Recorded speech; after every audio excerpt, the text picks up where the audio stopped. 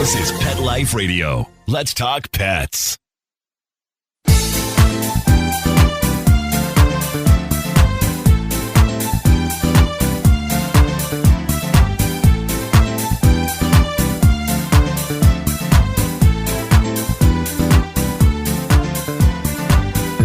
Hello, my cat-loving friends. I'm really excited about today. We have Dr. Julie Bradford here. She works in the practice of Goodvets.com, and there's so many things we want to ask her. You know, we talk about how important vets are. There's a vet shortage. Sometimes we get frustrated with our vets. We want to talk about Goodvets and what they offer, and we want to dig a little into the information that every pet parent needs to know. You don't want to miss this. We'll be right back after this word from our very amazing sponsor. Take a bite out of your competition. Advertise your business with an ad in Pet Life Radio podcasts and radio shows. There is no other pet-related media that is as large and reaches more pet parents and pet lovers than Pet Life Radio. With over 7 million monthly listeners, Pet Life Radio podcasts are available on all major podcast platforms, and our live radio stream goes out to over 250 million subscribers on iHeartRadio, Odyssey, TuneIn, and other streaming apps. For more information on how you can advertise on the #1 pet podcast and radio network, visit PetLifeRadio.com/advertise today. Let's Talk Pets on PetLifeRadio.com.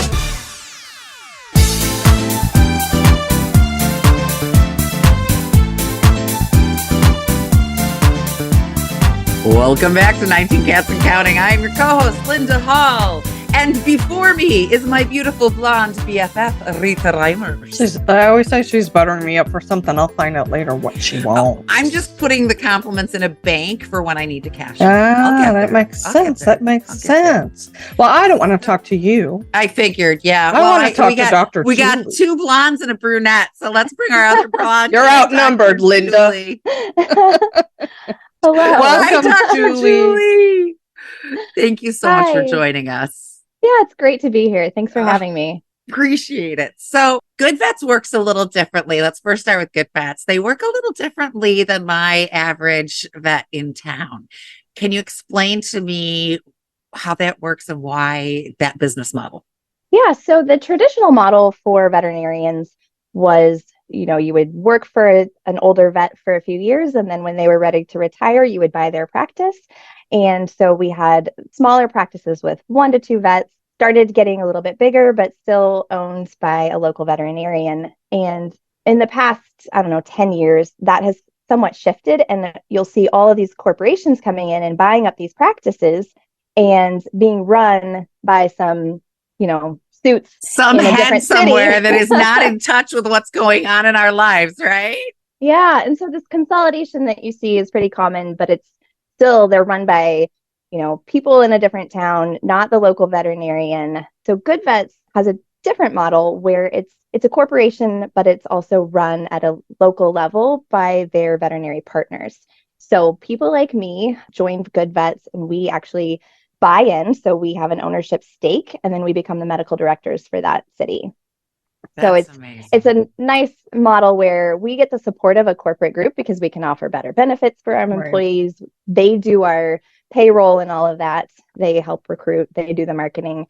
I don't have to do that. I can focus on the medicine and my team. And then you can see more patients because you're not in your office doing payroll. Yeah, So we the best know of both worlds. we know firsthand it's really hard to work on the business and in the business at the same time.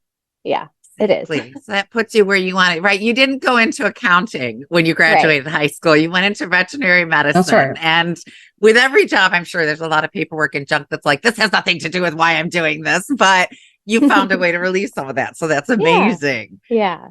So there was something I read, a couple things on the goodvets.com website. Everybody, goodvets.com. So 1, it said healthy pets start with empowered veterinarians. I love that. How do you feel more empowered by this? How does that work? How does that help our cats? Yeah, the local control and the local ownership, I think, is really important. And we really try to focus on mental health. So making sure that our people are happy Yes. and not overworked, and there's always going to be hard days, but we still want to make sure that everybody understands that they are appreciated on our team, and the helping so much with mental health, and because that is a problem in our profession. It really is. And yeah. I know veterinarians that work such long hours. There's a shortage of them. I know that my local veterinarian, he's like the only game in town, and they went from being a 5-vet practice to a 4-vet practice. They can't attract another one to join, so they're all overworked. Why is the shortage? If or what would be your guesstimation of why we're not churning vets out of school right now? Well, it's really, really hard to train a vet. It takes, you do your 4 years of undergrad and then at least 4 years after that in vet school. It's very, very difficult to get into vet school. So a lot of people actually have to do multiple years. They get masters in between. We just don't have very many spots. And that's partly because we didn't used to need as many veterinarians. I remember when I graduated 15 years ago, we were actually talking about a crisis of too many vets. No. The way it happens. But now we are seeing people are demanding better and better care for their pets. They're willing to do more and more for them. They're wanting their pets to be treated the same way that we treat humans. And that didn't always used to be the case, but now people are realizing that their pet is part of their family. They want the best care possible. And so people are bringing their pets to the vet more often. And I think that's part of what's contributing to it. And then we just can't suddenly increase class sizes in our vet schools because there's so much training that goes into it. You can't just suddenly say, okay, we're going to have double the class size. So we're trying to catch up, but they're not turning out enough vets. And I suspect that COVID pushed the envelope for anybody who was considering retirement. Like, I don't know, maybe another year. Now's good. I think that's true for sure. We did see a lot of people leave the profession during COVID and in the aftermath, not just in the veterinarians, but also the support staff. Compensation it has gotten a lot better since when I graduated 15 years ago for support staff and for veterinarians, but it still needs to get better, especially for support staff. We have to be able to pay them more. Oh, yeah, it's true. About 20 years ago, I was considering becoming a vet tech, and my veterinarian said, don't. You'll be way in debt. You'll never get out. It's like being a nurse's aide. You get all of the worst little stuff that's going to kill you eventually, and you get paid like a babysitter, right? Like not paid what you're worth. Yeah. And I think that's a valid point because somebody recently pointed out to us that they are starting finally to raise the compensation for our veterinarians, which is raising the cost to us. Obviously, it has to come from somewhere, and people are really complaining about the cost. And I will be the first one to complain, not to you, just to myself, when the bill comes and have the internal horror scream. But at least I understand the reasoning behind it, and we need our vets. So I'm willing to pay a little more if I have to keep my vets in place. Yeah, well, and if you think about it, we are offering the same quality of care that we give to humans on the human side. And so we're using the same equipment and the same medications, and we're charging so much less than what your insurance company pays for human medications. So, and 100%. Just the amount of knowledge, not just that veterinarians have, but our technicians, our nurses, they do as much as a human nurse. They know all of it. They know so much. Yeah, we were just talking about that the other day. We were just talking about that the other day. I think it was in chat because it was Vet Technician Week. And we were like, yes, these are nurses. They should be called nurses. You are a doctor. You're a doctor of veterinary medicine. They are nurses of veterinary medicine, right? Oftentimes they're the ones first looking at the cat or dog or animal, taking the vitals. A lot of time they're the liaison between you and the doctor because he has to see so many more patients now with the shortage. They're leaning heavier on the vet techs. Your veterinarian is not out there giving inoculations, right? The vet techs are doing that. And I don't want to fight the cat to stab them, but I had to laugh about what you said about pay because years ago, I had a complete hysterectomy, and it was very soon after that I had to spay a cat. Yeah. And when I got the bill, I was like, I should have come here. Exactly. They removed my ovaries, my uterus, my cervix. They took it all. You took it all on the cat. I think it might have cost a lot more just for anesthesia for you, Linda. You're a little bigger than an 8-pound cat. I would have paid that difference because believe me, I still would have ended up singing a much prettier song. I told them I should have come here for my hysterectomy.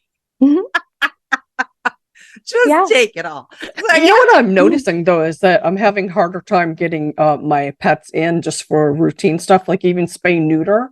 The last couple I've had to spay neuter, I've had to wait weeks to get in, where it used to be I would call my vet and he'd say, "Oh yeah, come in Thursday." Yeah. And that, again, that's just the shortage of veterinarians. Especially with COVID, when people were working from home more, they would adopt all these pets, which was great.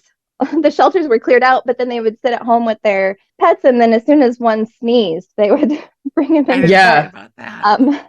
So I was thinking about that. I had not. Well, remember, we started getting calls because people were like, "My cat sleeps all the time. Is this normal?" We're like, "Yeah, that's normal. You just weren't home to see it." Yeah, it always happened. And then when they went back to work, they called us and said, "My cat's got separation anxiety and is losing their marbles." So I wanted to ask about a couple of the things that I want to go back to what you were saying and talk about compassion fatigue later. But you have urgent care, which I love. And what I love even more is you do virtual care. Yeah, that's become a big deal in the veterinary world. And I think also because of the shortage. Is that true? Yeah. So it sort of depends on what you are hoping for with the virtual care, because with humans, it's a lot easier. You can see your doctor and tell them your problems. Your cats can't do that. So there are limitations to virtual care and what we are able to do, because the cat can't tell us where it hurts. So understanding that not every appointment is going to be able to be seen virtually. Oh, so I can't, you won't do Kismet's dental virtually then? Is that what you're telling me? Because he's getting close. And I was thinking, I could do this. Smart Alec. I Forgive Linda. She's in a weird mood today. If your boy cat has urinary problems and I need to make sure it's not blocked, I can't do that virtually. Sure. Right. And I prefer, so in my clinics, we don't see pets virtually if it's their first visit, because we do want to have had our hands on them at some point. Right. That makes but sense. I recently had somebody see me virtually because they themselves had COVID. And so they didn't want to go out in public. And it was something that I could do virtually. So that was really great for them to have that option. There are certain flea meds that you need a prescription for. There's just I was just going to say that, last August, we could not find one of our cats. She didn't show up for dinner. It sound like it was last year, August. And, it was just no, it was just a few months ago. We found her, of course, hiding in the last place she ever looked. And she was dying, and it was the middle of the night. And I don't have access. I would have, I knew she was dying, and I knew there was no coming back, and I knew there was nothing anybody could do about it, but I needed to talk to a professional who would say, okay, here's where we're at. Here are your choices. Yeah. It was just so rough. I think if I just would have been able to make that call, and Karma was feral. We referred to her as semi-feral by the time we did our work, but that was only in this house. She didn't get regular vet care. Good luck with that. There is no human way we could have taken that cat. I have one like that too. My home vet said she has to be okay because I can't touch her. Yeah. You better die at home, girlfriend, because there's no way. Now, when she did get to a point where I was able to put her in the carrier just because she was so bad. But that would have been a moment when I really would have liked to talk to a professional, even if you really couldn't give me an answer. Sometimes it just helps to talk us through our feelings, right? Yeah, I had Rita on the phone all night long that night. But I've done likewise to you. Right. Oh, yeah. We're each other's support system. Well, let's take a little break for our sponsor. When we come back, let's talk about a more cheerful subject, shall we?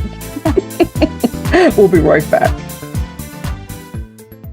Molly, here's your dinner. Zeus, that's not your food.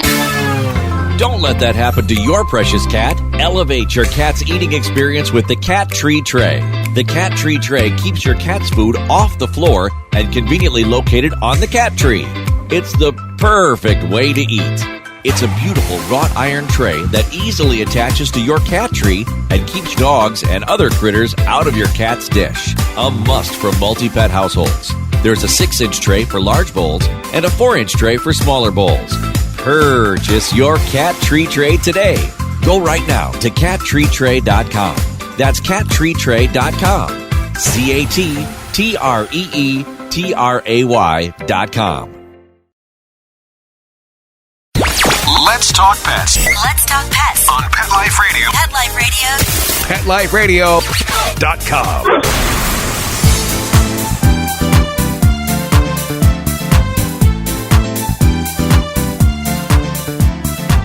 we're back with 19 Cats and Counting, my BFF Linda Hall, and the awesome Dr. Julie at Goodvets.com. And we're going to change the subject to something a little more positive right now, wouldn't you say, Linda? So I'm going to ask you a question. What is the one thing, the human leaves and you're like, oh my gosh, I just a million times this happened. What is the one thing you really wish you could say to people or that they knew ahead of time, or you wish they would do? I'm totally putting you on the spot here. Yeah. Oh, there's so many. So many. Yeah, I imagine. We are trying more and more with, especially the kitten appointments when they come in, to talk to them about how to positively transport their cat to the clinic so that when the cats are older, they don't hate us so much. That's a big one for us too. So getting them to like the carrier. Yeah. What is your advice to them then? So I like to have people, well, first of all, the carrier matters. So getting a good quality carrier that will easily open, like where the top comes off, is ideal. Because a lot of cats love to hide if they're nervous. And so they feel so much more safe if they can just hide in the bottom of the carrier. So if they want to do that, we can just take the back. So you have to shove your hand in there and try to. You ever try to turn one over and dump them out? No, they claw right into that plastic somehow. Or into your skin. Yeah, that too. Because we've seen a lot of carriers that are very old and they have those screws that are rusted on there and you cannot take them apart. And then you try to dump the cat out, and that's not fun for the cat. It's not fun for our staff, and it just makes them hate us even more. So next time they're going to be even more scared of us. So if we can take that carrier apart, they can stay in the bottom of it and we can do our exam in there. They have the familiar smells of home and they think that they're hiding. So the carrier matters, first of all. You want it to be not giant where they're going to be rolling around in it, but big enough for them to be able to kind of move. Keep it out in your house as part of the furniture so that they think this is just another item that's in my environment that's totally benign. Because what happens is when it's time for the vet once a year, you might bust out that carrier. The cat knows what's happening and runs.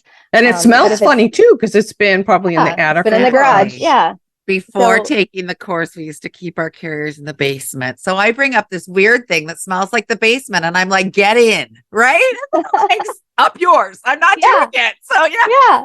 And then there's also some pheromones that you can use if your cat is really scared. So one of the brands is called Feel Away, and that's just a nice comforting pheromone to them, and it comes as a plug-in. So if your cat could stand to use a pheromone regularly, the plugins are nice because that's all the time. But if it's just more for bringing the cat in, it comes as a spray, so you can just spray the carrier like half an hour before you try to put them in it. Put them in it. Carry it like it's a very prized possession. Don't just swing it by the handle. Carry it underneath very gingerly so they're not bouncing all over the place. When you put it in the car, they say the best place is in the back seat down on the floor so that they're not on the seat where they can like bounce around. So they don't, and so they don't see all the traffic whipping by. Yeah, and then you can play soothing music in the car. I always take the seatbelt and I run the clip through the handle on the top, and then I put the lap belt around it. I mean, it's not the most secure thing in the world, but that thing definitely isn't going to fly through my front windshield when I slam on the brakes. That's right. So that would be my goal in life. And then when they're here, we like to give them treats, at least offer them. And we have pheromone diffusers in all of our exam rooms, and we spray ourselves with the pheromone spray, and then examine them where they want to be, if that's on the floor, if that's on a table, if it's on your lap. I think knowing the proper, like having a proper carrier, keeping it out, like those are things that I wish that all cat owners would do. I love it. I always try to suggest to people that get one that opens from the top, because it's made life so much easier. And like you said, leaving one out so that the cats can play in it and think of it as a safe space. It's not a battle to get them into it anymore. Yeah. If your only memory of that object is going to the vet and having a speculum shoved up your hiney for a stool sample, you're not going to want to get in it, I'm thinking. But if you remember playing in it, sleeping in it, cuddling up on your fuzzy blanket in it, okay, we'll take our chances. Maybe it's not so bad. So now that I've lifted the mood, I want to bring it back down. I'm sorry. Okay. Compassion fatigue is a huge thing with animal workers. Rita and I get the least of it because majority of what we do is behavior, but we still hear some things sometimes. Well, about the I went through past. it myself because I Yes. used to volunteer with a rescue every weekend, the Petco adoptions, when I lived in LA. And after a while, it hurts your heart. It was a huge cat rescue, like 800 cats.